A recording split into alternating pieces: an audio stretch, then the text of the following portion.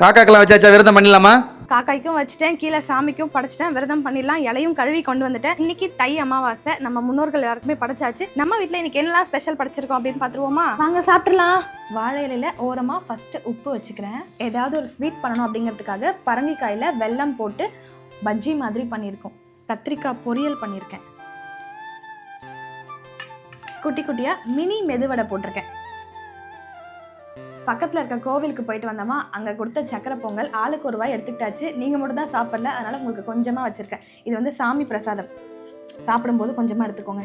இன்றைக்கி சுட சுட சோறு கிடையாது, ஆறி போன சோறு தான். ஏன்னா ஃபஸ்ட்டு சோறு வடிச்சிட்டதால ஆறி போயிடுச்சு. அவரைக்காய் சாம்பார், நாட்டு அவரைக்காய் கிடச்சிது, அதை வச்சு சாம்பார் பண்ணியாச்சு. நெய் ஊற்றி சாம்பார் சாதம் சாப்பிட்டா அவ்வளோ டேஸ்ட்டாக இருக்கும். ஃபைனலாக அப்பளமும் பொரிச்சாச்சு. பொங்கல் அன்னைக்கு அப்பளம் மட்டும்தான் மிஸ்ஸிங் அப்படின்னு நிறைய பேர் கமெண்ட் பண்ணியிருந்தீங்க. அதனால் இன்றைக்கி அப்பளமும் பொரிச்சாச்சு. அதுக்கப்புறம் பருப்பு தக்காளி ரசம் பண்ணியிருக்கேன். எப்போவுமே நம்ம வீட்டில் ரசம் பண்ணுவோம். அதுவும் இந்த மாதிரி சாம்பார் வைக்கிற அன்றைக்கி விரத நாட்கள்லாம் கண்டிப்பாக பருப்பு ரசம் பண்ணிவிடுவோம். லாஸ்ட்டாக உங்களுக்கு தயிர் வேணும் அப்படின்னா போட்டுக்கோங்க. இன்றைக்கி தை அமாவாசைக்கு இதுதான் எங்கள் வீட்டில் ஸ்பெஷல். உங்கள் வீட்டில் அமாவாசை கும்பிட்ற பழக்கம்லாம் இருக்கா அப்படின்னு கமெண்ட்டில் சொல்லுங்கள். இன்றைக்கி உங்கள் வீட்டில் என்ன ஸ்பெஷல் பண்ணீங்க அப்படின்னு கமெண்ட்டில் சொல்லுங்கள். நாங்களும் தெரிஞ்சுக்கிறோம். நீங்களும் வாங்க சாப்பிடலாம். பாய்.